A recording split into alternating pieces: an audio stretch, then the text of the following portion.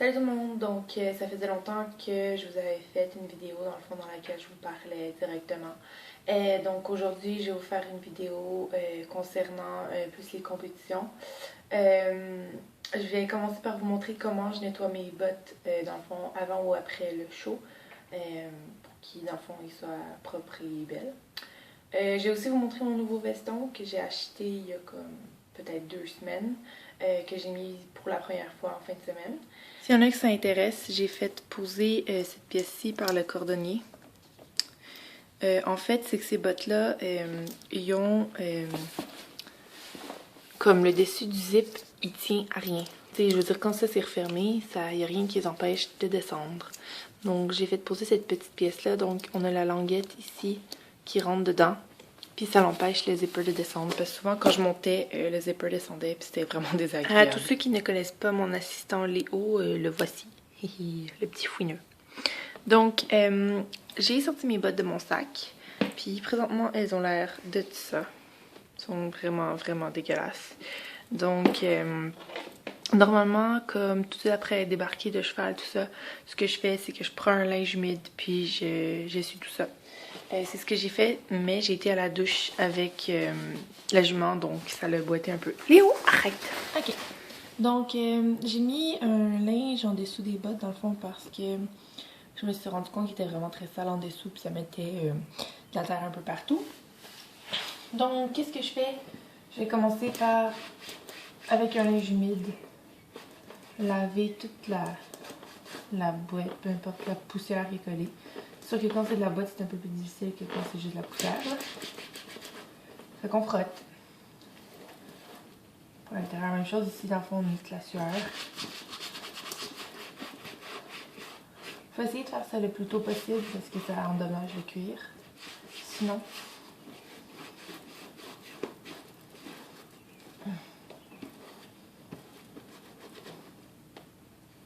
donc, là ici, on a la base qui est vraiment dégueu. Je sais pas si vous voyez vraiment, mais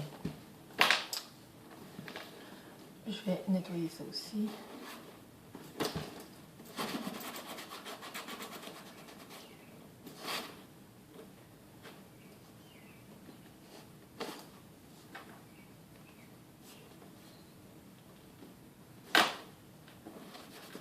Je nettoie aussi la semelle un peu, comme le bord. Je sais que ça va se ressalir quand même assez vite. Dans le fond, ici, on voit toute la semelle est genre toute cochonnée. Ça, ce que je vais aller faire, dans le fond, c'est que je vais aller le brosser dehors. Donc là, c'est ça, j'ai été, dans le fond, brosser tout le dessous des semelles.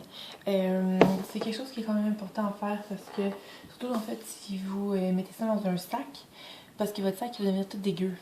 Fait que, puis vous allez mettre ça sur vos bottes propres après en les mettant dedans. Donc j'ai utilisé une brosse comme ça, vous pouvez utiliser n'importe quelle brosse d'œuf, sincèrement, pour enlever ça. Donc je prends mon linge humide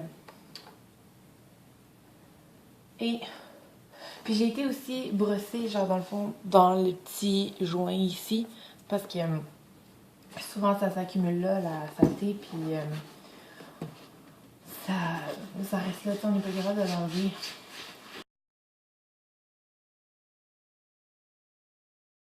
Ok, donc maintenant tout ça est sec parce qu'il faut attendre que ce soit sec dans le fond avant d'appliquer quoi que ce soit d'autre. Moi je mets de l'urade. C'est comme une crème dans le fond pour les bottes. Et puis une petite éponge qui vient avec. Comme ça. Des fois j'utilise pas l'éponge parce que je trouve que ça s'applique un peu mal. Mais aujourd'hui je vais le faire avec l'éponge. Donc qu'est-ce que je fais avec l'urade dans le fond? C'est vraiment juste le dessus de la chaussure. On voit que c'est un peu plus brillant que le reste. Puis l'extérieur. L'intérieur, je touche jamais à ça parce que sinon ça s'en va sur la selle. Puis c'est très bon. Donc voilà. Je vais mettre un peu d'urade sur mon éponge. Je sais pas si vous voyez, mais il y a du stock dessus. Puis je vais le mettre sur ma botte. Fait que je fais des petits mouvements en cercle. Fait qu'on voit déjà un peu comme que ça brille un peu.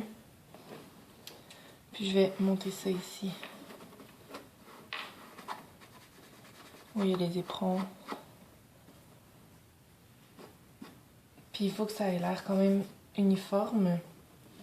Sinon on va pouvoir dire qu'il y a eu une différence dessus. Puis on veut pas ça. J'arrête pas de me mettre les doigts dessus, c'est dégueu. Ça colle. Fait que c'est sûr qu'il faut que vous fassiez attention à vos planchers ou votre linge, peu importe, parce que ça tâche vraiment beaucoup de lurade.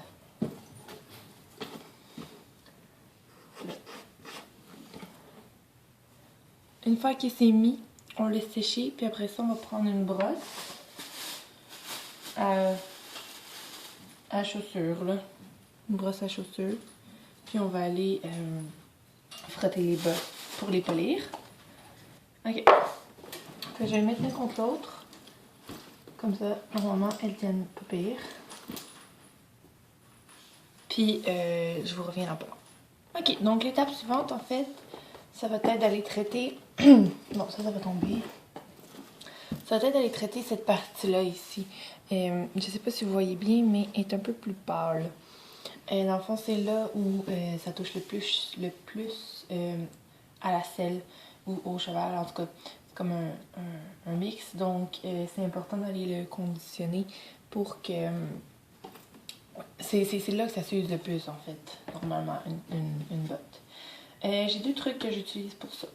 La première, c'est le One Step. Le One Step, je vais l'utiliser quand le cuir va être vraiment comme un peu encore sale, puis qui a vraiment besoin d'une couche de crème, si on veut. Puis sinon, je vais utiliser le FX. Le FX, dans le fond, c'est un conditionneur pour le cuir. Donc quand on ouvre les ponts, on a vraiment le One Step qui est vraiment sous forme de crème. Puis on a le FX qui est comme une espèce de cire, je sais pas trop comment le dire. Donc avec un linge sec, je vais mettre un tout petit peu de One Step dessus. Puis on n'en avait pas beaucoup là. J'ai juste mis le petit coin dessus.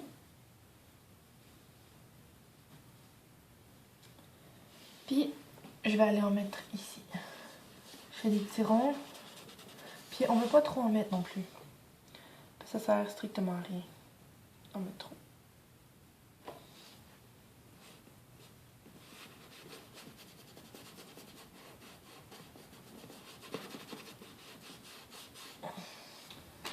Je vais prendre mon autre linge de tantôt humide, puis je vais enlever le surplus. Ça, c'est vraiment important de ne pas en mettre trop.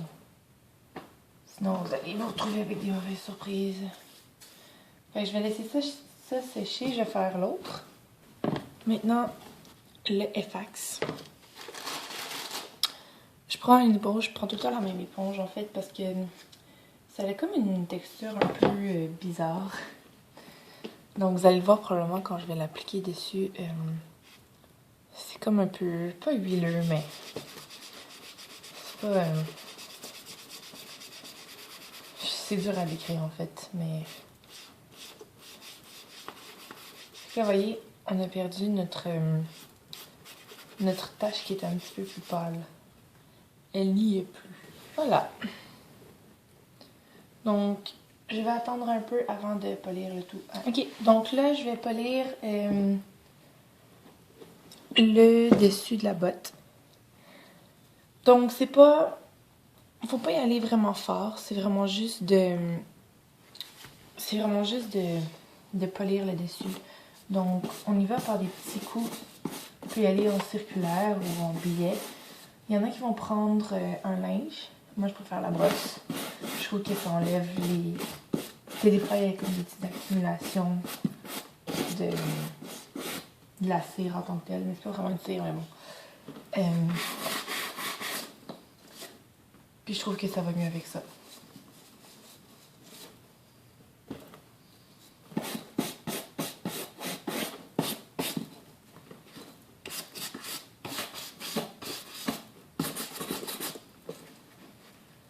Fait que ça donne quelque chose de propre, dans le fond, de brillant, mais pas trop.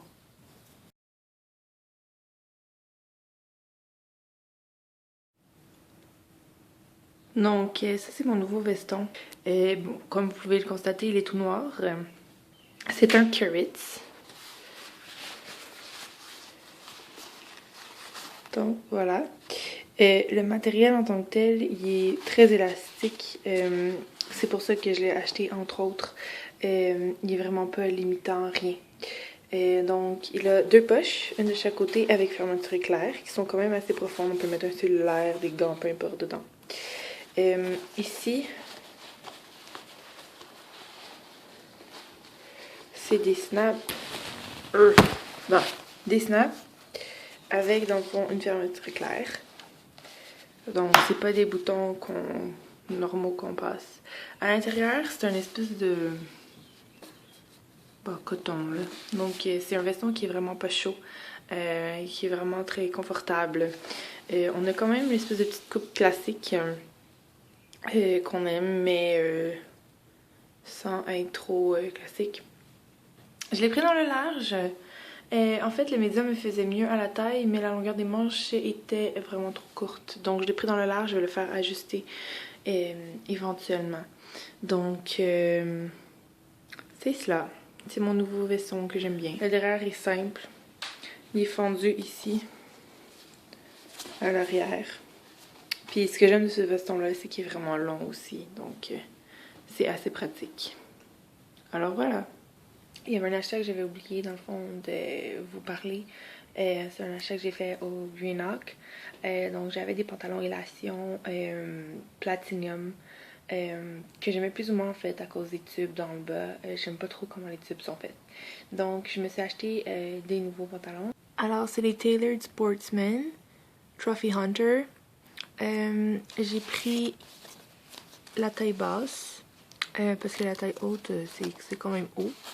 Je les ai achetés à 230 chez Greenock, comme je vous ai dit. Voilà. Ils sont vraiment super confortables. Donc, ici, dans le fond, c'est un fermoir double avec une fermeture éclair. Donc, voilà. Il y a des velcro au bout. Ils sont vraiment confortables, ils sont vraiment longs pour même moi qui est grande.